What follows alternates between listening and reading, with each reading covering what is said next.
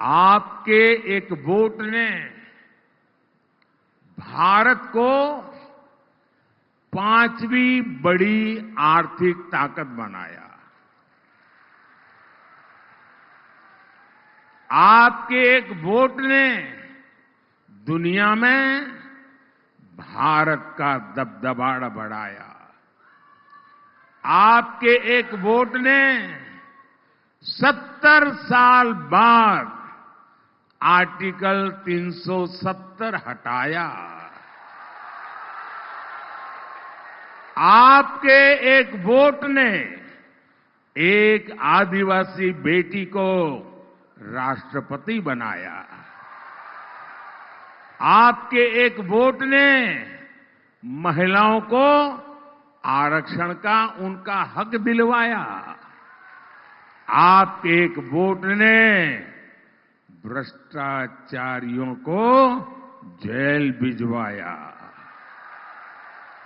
आपके एक वोट ने मुफ्त राशन, मुफ्त इलाज की गारंटी दी। आपके एक वोट ने युवाओं के भविष्य को संवार दिया, अपार अवसर खड़े कर दिए। आपके एक वोट ने 25 करोड़ लोगों को गरीबी से बाहर निकाल दिया। और आपके वोट की ताकत देखिए। आपके एक वोट ने 500 साल की प्रतीक्षा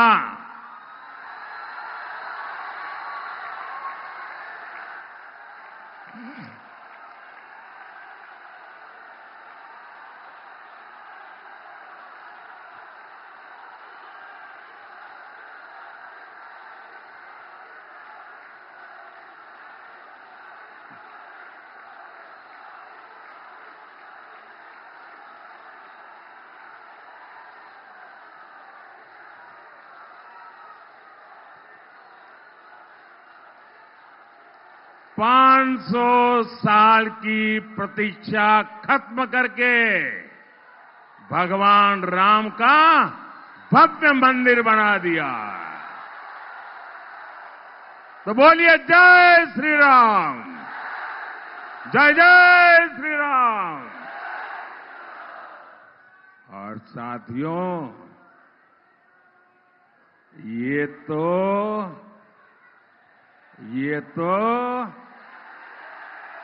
ट्रेलर है, ट्रेलर। अभी तो बहुत कुछ करना है। अब इस चुनाव में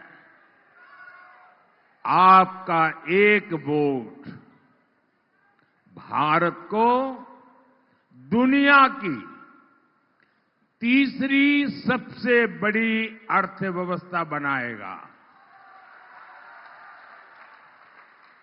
आपका एक वोट आपकी कमाई बढ़ाएगा, युवाओं के लिए रोजगार के अवसर बढ़ाएगा। आपका एक वोट मजबूत भारत बनाएगा। और इसीलिए मैं हिंदुस्तान के कोने कोने में जाकर के देशवासियों के आशीर्वाद मांग रहा हूं। इसीलिए भाजपा आपसे वोट मांग रही है। और दूसरी तरफ ये इंडी गठबंधन वाले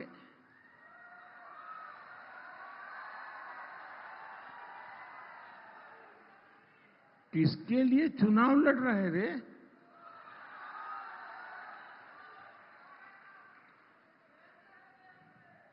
वो चुनाव लड़ रहे हैं अपनी अपनी विरासत बचाने के लिए, अपने बच्चों को अपनी पार्टी सौंपकर जाने के लिए। इन्हें आपके सुख दुख से कोई फर्क नहीं पड़ता। इंडी वालों की एक फेवरेट कहावत है, मैं बताऊं आपको, लेकिन मुझे डर लगता है कि मैं ये कहावत बताऊंगा तो कुछ एक लोग, फेक वीडियो बनाने वाली फैक्ट्री है ना, वो क्या करेंगे, उसमें से आधा निकल करके चलाएंगे और मोदी सफाई देते देते थक जाएगा। फिर भी मैं कहावत बताऊं? अच्छा, मैं कहावत आधी बताता हूं, आधी आपको पूरी करनी होगी। करेंगे? कि इंडी वालों के लिए कहावत फिट बैठती है, अपना काम बनता, अपना काम बनता, भाड़ में जाए, भाड़ में जाए। ये कौन कहता है? ये आदत किसकी है? अब जिनके लिए आपको इतनी कहावत मालूम है, तो फिर आप इनके लिए क्या सोचेंगे भाई? भाइयों और बहनों, आज भारत इतिहास के एक अहम मोड़ पर खड़ा है। आपको ये तय करना है कि भारत में वोट जिहाद चलेगा या राम राज्य चलेगा।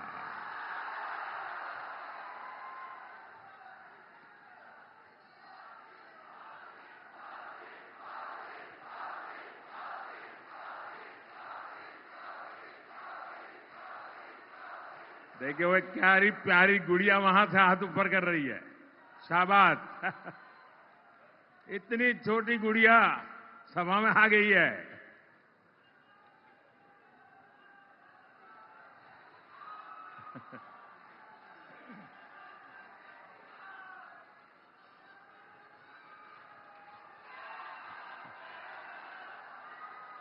देखिए, ये 2047 का वोटर है। वो अभी से 2047 की तैयारी कर रही है।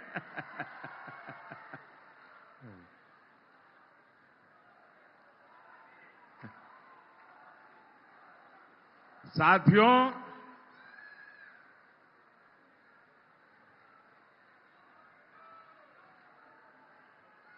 पाकिस्तान में आतंकी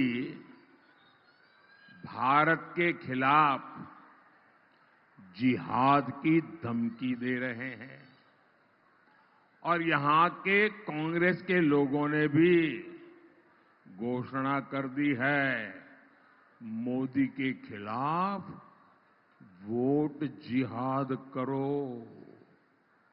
यानी मोदी के खिलाफ एक खास धर्म के लोगों को एकजुट होकर वोट करने को कहा जा रहा है।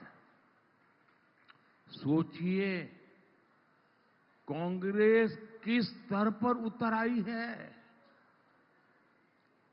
हताशा, निराशा ने कांग्रेस को कहां ले जाकर के पटका है।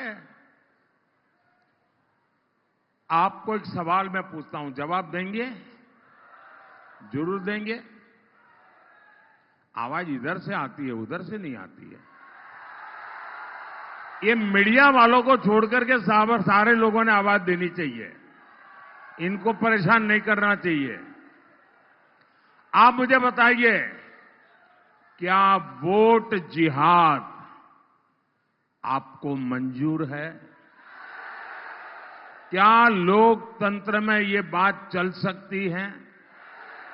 क्या भारत का संविधान ऐसी जिहाद के लिए अनुमति देता है? साथियों, कांग्रेस के इरादे कितने भयानक है, जी उनकी साजिशें कितनी खतरनाक है, ये समझना हो तो आपको उन लोगों की बातें सुननी होगी जो 20-20, 25 यानी 20-20, 25-25 साल कांग्रेस में रहे हैं। 20-20, 25-25 साल जो कांग्रेस के कार्यकर्ता रहे हैं, नेता रहे हैं, और ये लोग अब धमाधम कांग्रेस छोड़ रहे हैं।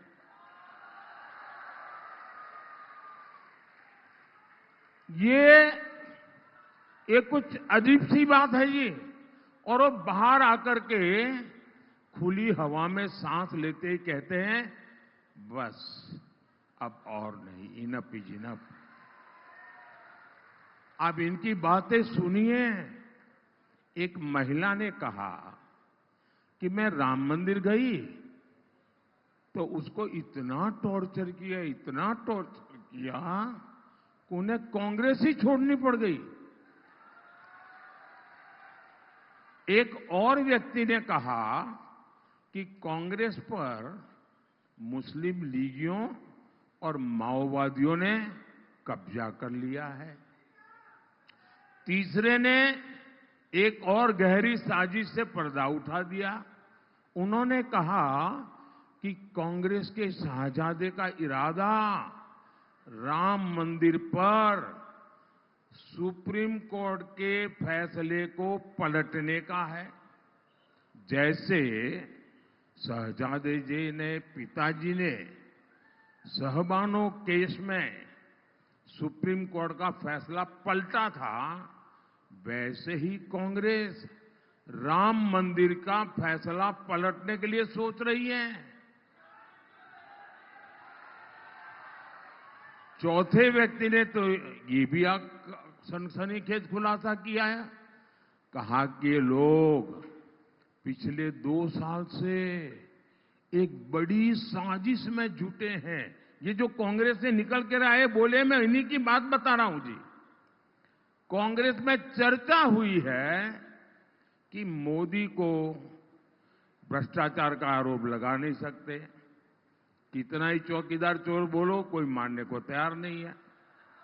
मोदी को देश की सुरक्षा के मुद्दे पर, आतंकवाद के मुद्दे पर कोई आरोप नहीं लगा सकता है। विदेश नीति की सफलता को देखते हुए उस पर भी बोलती बंद हो जाती है और कहते हैं कि जब कोई मुद्दा ही नहीं बचा है, हर मुद्दा मोदी के पक्ष में है, तो मोदी को हराना बड़ा मुश्किल है। और ये कांग्रेस वाले कहते हैं। और इसलिए कांग्रेस ने तय किया कि मोदी को झूठे आरोप में फंसाओ, अफवाह फैलाओ। और इसलिए आजकल संविधान को लेकर झूठ फैलाया जा रहा है। इसलिए लोग देश में आग लगाने की बातें कर रहे हैं। भाई और बहनों, कांग्रेस को, इंडी गठबंधन को न हमारी आस्था की परवाह है और न ही देश हित की परवाह है। राष्ट्र विरोधी बातें करने में तो कांग्रेस के लोगों में होड़ लगी है, होड़। वोट के हर चरण के बाद कांग्रेस का पाकिस्तान प्यार चरम पर पहुंच रहा है। इन लोगों के बयान हैरान करने वाले हैं। कांग्रेस के एक पूर्व सीएम ने कहा कि हमारी सेना आतंकी हमले करती है, पाकिस्तान तो निर्दोष है। क्या ये देश का नागरिक ऐसी बातें सुन सकता है क्या? हमारी सेना का ये अपमान है कि नहीं भाई? कांग्रेस के एक और बड़े नेता ने, उनकी बेशर्मी देखिए। उन्होंने कहा कि मुंबई आतंकी हमले में भी पाकिस्तान का हाथ नहीं था। क्या आप इस बात को मानते हैं क्या? कोई मानेगा क्या? अरे दुनिया के किसी देश का व्यक्ति मानेगा क्या? कांग्रेस के साथी दल के एक और नेता भारत को धमकी देते हैं, कहते हैं कि पाकिस्तान ने चूड़ियां नहीं पहनी हुई है। बताओ, मैं तो कांग्रेस के शाहजादे से पूछूंगा, जरा ये बताओ भैया, आपके साथी ये सब बोल रहे हैं, इनकी मंशा क्या है? ये आखिरकार अचानक एक साथ चारों तरफ से सीनियर लोगों की आवाज क्यों आने लगी है? पाकिस्तान से इतनी मोहब्बत और हमारी सेना से इतनी नफरत, और इसलिए ही तो लोग कहते हैं कांग्रेस का हाथ, कांग्रेस का हाथ, कांग्रेस का हाथ। अब मैं तो नहीं बोल रहा हूं, आप बोल रहे हैं। भाई मीडिया वाले देखना, मैं नहीं बोला हूं। मेरे गले मत बढ़ दे रहा। इनको लगता है कि पाकिस्तान प्रेम दिखाकर ये अपनी वोट बैंक की राजनीति मजबूत कर लेंगे, लेकिन मैं जानता हूं इनकी जमानत तक बचनी मुश्किल है। भाई और बहनों, कांग्रेस की नजर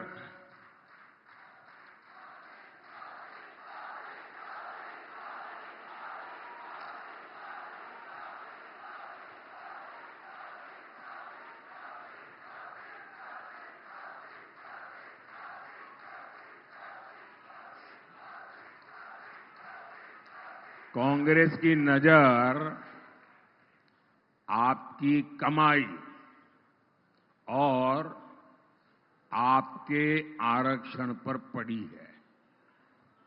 वो किसी न किसी बहाने आपकी जो संपत्ति है वो भी लूटना चाहते हैं, और बाबा साहब ने जो आपको आरक्षण दिया है उसमें भी डाका डालना चाहते हैं। मैं समझाता हूं कैसे। तुष्टीकरण के लिए कांग्रेस एससी, एसटी, ओबीसी के हक का जो आरक्षण है वो धर्म के आधार पर लूट चला करके बांटना चाहती है। अब ये कोई हवाबाजी नहीं, उन्होंने किया है। कर्नाटका में उनकी सरकार है कांग्रेस की। कर्नाटका में क्या किया? उन्होंने रातों रात एक हुक्म निकाला, फतवा निकाला, सरकारी हुक्म, और रातों रात थप्पे मार करके बना दिया। क्या? उन्होंने ऐसा कानून बनाया कि कर्नाटका में जितने भी मुसलमान हैं, हर यानी बस मुसलमान होना चाहिए, उसको रातों रात ओबीसी घोषित कर दिया, ओबीसी बना दिया। अब इसका मतलब क्या हुआ कि जो ओबीसी को आरक्षण मिलता था 27%, ये रातों रात ओबीसी बन गए। तो उन्होंने ऐसा डाका डाला, ऐसा डाका डाला कि जो पहले से जो ओबीसी है उनके नसीब में था वो भी आधे से कम हो गया। ये ओबीसी जो बने हुए थे उनमें से लूट चला ली। अब इसी मॉडल को वो पूरे देश में लागू करना चाहते हैं। आप मुझे बताइए, क्या आप आपके आरक्षण पर डाका डालने देंगे? ये चोरी करने देंगे? क्या ये बाबा साहब आंबेडकर की पीठ में छुरा भोंकने वाली बात है कि नहीं है? ये हमारे संविधान का अपमान है कि नहीं है? यही नहीं, ये शाहजादे तो साहब ऐसी चीज लेके आए हैं, दुनिया में कोई डेवलपिंग कंट्री सोच ही नहीं सकता है। वो कहते हैं आपकी संपत्ति का एक्सरे करेंगे, एक्सरे। और मैं आपको बताता हूं, मैंने इस कांग्रेस के सबका एक्सरे करके रखा हुआ है। लेकिन मैंने उनके दिमाग का एक्सरे किया है। ये क्या सोचते हैं तो क्या करेंगे, मेरे एक्सरे में साफ दिखता है। इनका एक्सरे क्या है, वो आपके लॉकर का एक्सरे करेंगे, आपके बैंक के खाते का एक्सरे करेंगे, आपके घर में गहने कितने हैं, सोना कितना है, चांदी कितनी है, आपके यहां बहू शादी करके आई तो क्या लेकर के आई थी, आपकी पत्नी शादी में क्या लेकर के आई थी, आपके घर कितने, खेत कितने, इन सारों का वो सर्वे करेंगे। और वो कहते हैं, खुल करके कहते हैं। और फिर आपकी जरूरत से जितना ज्यादा है, अगर आपके पास 10 एकड़ भूमि है तो 5 एकड़ गई। अगर 2 साइकिल है तो 1 गई। अगर आपका मंगलसूत्र है तो गया। ये खेल खेलने वाले हैं। और क्यों? तो ये जो संपत्ति आपसे ले लेंगे, वो अपनी वोट बैंक को बांटना चाहते हैं। भाइयों बहनों, आप, हमारे देश में हर मां बाप बच्चों के लिए कुछ न कुछ बचाता है। उसके मन में रहता है कि जाने के बाद बच्चों के लिए कुछ छोड़ करके जाऊं दुनिया से। अब ये कहते हैं कि आपके मां बाप ने जो बचाया है, वो सारा का सारा उनके बेटे बेटियों को नहीं मिलेगा। उस पर आधे से ज्यादा टैक्स लगेगा और आधे से ज्यादा सरकार छूने लगी। मुझे बताइए, क्या भारत जैसे देश में आप अपनी संपत्ति लूटने देंगे क्या? क्या आप अपनी संपत्ति बचाना चाहते हैं? आप अपनी संपत्ति अपने वारिस को देना चाहते हैं? तो आपको कौन बचाएगा? कौन बचाएगा? कौन बचाएगा आपको? कौन बचाएगा आपको? कौन बचाएगा आपको? मोदी नहीं, आपका एक वोट बचाएगा। आपका एक वोट बचाएगा। आप मोदी को वोट देकर के मजबूत बनाइए, मोदी आपके लिए लड़ता रहेगा। साथियों, मोदी ने इसका भंडाफोड़ कर दिया, इनका नकाब उतार दिया, उनका हिडन एजेंडा देशवासियों के मैं सामने खोल करके रख दिया। तो अब वो हड़बड़ी में है, गालियां दे रहे हैं, गालियां दे रहे हैं, नई नई गालियां दे रहे हैं। पूरी डिक्शनरी खाली कर दी गालियां देते देते। साथियों, हमारा आदिवासी समाज, हमारी संस्कृति, हमारी आजादी का सबसे बड़ा रक्षक रहा है। आदिवासी समाज ने ही राजकुमार, अयोध्या से एक राजकुमार निकले थे। 14 साल के बाद अयोध्या से निकला हुआ राजकुमार जब वापिस गया तो पूर्ण पुरुषोत्तम राम बन गया। एक राजकुमार को राम किसने बनाया? एक राजकुमार को राम बनाया मेरे आदिवासी भाई बहनों ने। आप पूरी रामायण पढ़िए, उनके साथ केवट, निषाद, यही लोग थे 14 साल। एक राजकुमार को ये आदिवासी प्रभु राम बना सकते हैं भाइयों बहनों। और इसलिए मैं आदिवासियों की पूजा करता हूं। टंटिया भील और भीमा नाइक की राजभक्ति की परंपरा हमारे यहां रही है। इस समृद्ध आदिवासी योगदान को कांग्रेस ने 60 सालों में आगे आने नहीं दिया। आपने अपने इस सेवक को दिल्ली भेजा। हमने भगवान बिरसा मुंडा के जन्म दिवस को जनजातीय गौरव दिवस घोषित किया। हम देश भर में आदिवासी सेनानियों से जुड़े म्यूजियम बना रहे हैं। निमाड़ में क्रांति सूर्य टंटिया भील विश्वविद्यालय बनाया जा रहा है। ऐसे ही यहां अनेक संस्थानों के नाम राजा शंकर शाह के नाम पर है, रानी कमलापति के नाम पर है, जननायक टंट्या भील के नाम पर है, भगवान बिरसा मुंडा के नाम पर है और राजा हृदय शाह के नाम पर रखे गए हैं। साथियों, भाजपा हर घर और हर खेत तक पानी पहुंचाने के लिए प्रतिबद्ध है। खरगोन में जिरन्या उद्वहन सिंचाई योजना पर काम चल रहा है। बिस्टान उद्वहन योजना सिंचाई योजना का लोकार्पण हो चुका है। यहां मेडिकल कॉलेज का निर्माण हो रहा है। मैं जानता हूं आदिवासी बेटे बेटी का सामर्थ्य जितना ज्यादा होता है, इसलिए भाजपा आदिवासी क्षेत्र में एकलव्य विद्यालय बनाने पर बहुत बल दे रही है। भाई और बहनों, याद रखिएगा 13 मई को खरगोन से मेरे साथी गजेंद्र सिंह पटेल और खंडवा से ज्ञानेश्वर पाटिल जी को हर बूथ पर विजयी बनाना है। बनाएंगे, ज्यादा से ज्यादा मतदान कराएंगे। मतदान करने के लिए एक उत्सव की तरह थाली बजाते बजाते मतदान मथक जाएंगे। अच्छा, मेरा एक काम करेंगे?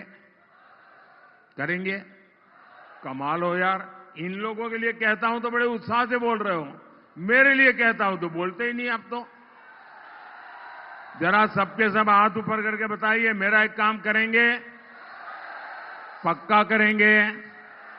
अच्छा देखिए, घर घर जाइए, ज्यादा से ज्यादा घरों में जाइए, ज्यादा से ज्यादा लोगों को मिलिए और कहिएगा कि मोदी जी आए थे, मोदी जी ने आपको जय श्री राम कहा है। For more of such videos, do like, share and subscribe to ET Now Swadesh.